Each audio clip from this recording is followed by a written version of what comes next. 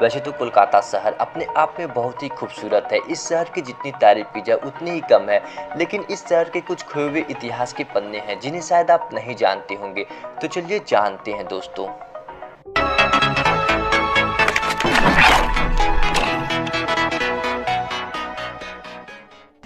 कोलकाता भारत की बौद्धिक राजधानी माने जाने वाला कोलकाता ब्रिटिश शासन के दौरान ब्रिटिश भारत की राजधानी थी। कोलकाता को लंदन के बाद ब्रिटिश एम्पायर का दूसरा सबसे बड़ा शहर माना जाता है। इस शहर को किसी जमाने में पूरब का मोती पुकारा जाता था। अंग्रेज इसे भले ही कलकत्ता पुकारते थे, लेकिन बंगाल और बांग्ला में इसे हमेशा कोलकाता या कोलिकाता के नाम से ही पुकारा जाता रहा, जबकि हिंदी भाषी इसको कलकत्ता या कलकत्ते के नाम से भी पुकारते रहे हैं। कोलकाता लगभग 50 लाख से भी ज़्यादा आबादी वाला यह शहर कोलकाता जनसंख्या के हिसाब से भारत का तीसरा सबसे बड़ा शहर है। ये तो सबको पता है कि दिल्ली भारत की राजधानी है, लेकिन क्या आपको पता है बहुत समय पहले ब्रिटिश शासन काल में कोलकाता भारत का राजधानी हुआ करता था।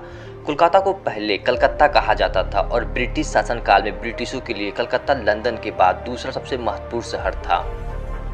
क्षेत्रफल एरिया के हिसाब से कोलकाता दिल्ली के बाद भारत का दूसरा सबसे बड़ा शहर है। कोलकाता को city of Joy, the city of places, the cultural capital of India के नाम से भी जाना जाता है। कलकत्ता के अलीपुर जू, जिसे कोलकाता जू भी कहा जाता है, वो भारत का सबसे पुराना चिड़ियाघर है। आपने गोल्फ खेल के बारे में तो सुना ही होगा। यह खेल ज़्यादातर यूके में ही खेला जाता है, लेकिन ये शायद आपको पता नहीं होगा कि यूके के बाहर पहली बार अगर कोई गोल्फ क्लब बनाया गया है तो भारत के इस शहर कोलकाता में है, जिसका नाम the royal Calcutta golf club है। कलकत्ता का पोलो क्लब दुनिया का सबसे पुराना पोलो क्लब है। जब बात खेल की हो रही है तो हम ईडन गार्डन को कैसे भूल सकते हैं। कलकत्ता में स्थित ईडन गार्डन दुनिया का तीसरा सबसे बड़ा क्रिकेट स्टेडियम है। इस स्टेडियम की सीटिंग कैपेसिटी लगभग 68,000 है। जब बात क्रिकेट तक पहुंच चुका है तो चलो एक और फैक्ट बता देता हूं जो क्रिकेट प्रेमियों को बहुत पसंद आएगा।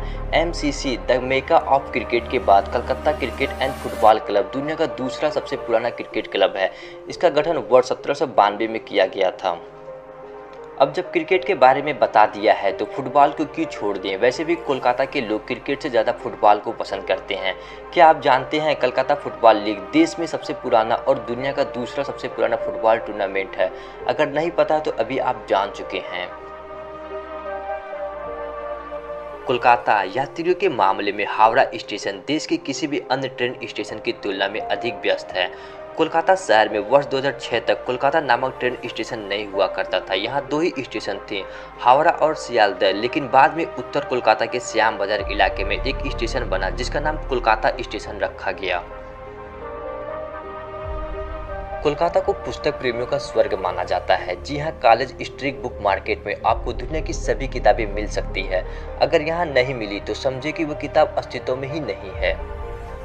कोलकाता ने देश को 5 नोबेल पुरस्कार प्राप्त विद्वान दिए हैं। उनके नाम है सर रोनाल्ड राज, सीवी रमन, रविंद्रनाथ टैगोर, अमर्त्य सेन और मदर टेरेसा। सत्यजीत रे को विश्व सिनेमा में उनके योगदान के लिए ऑस्कर अवार्ड से नवाजा गया था।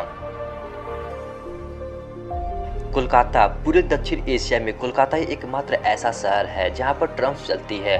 वर्ष 1984 में भारत में मेट्रो रेल पहली बार कोलकाता में ही शुरू हुआ था।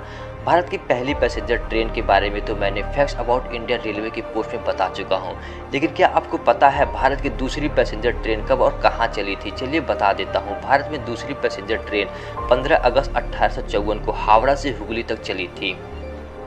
कोलकाता में चीनी आबादी भारत के अन्य राज्यों से ज़्यादा है। क्या आप जानते हैं कि हावड़ा ब्रिज दुनिया के सबसे बड़े ब्रैकेट ब्रिज में से एक है और शायद भारत में केवल एक ही है। जब भी आप कोलकाता का नाम सुनते हो तो आपके दिमाग में एक चीज़ जरूर आता होगा, वो है कोलकाता के रसगुल्ले।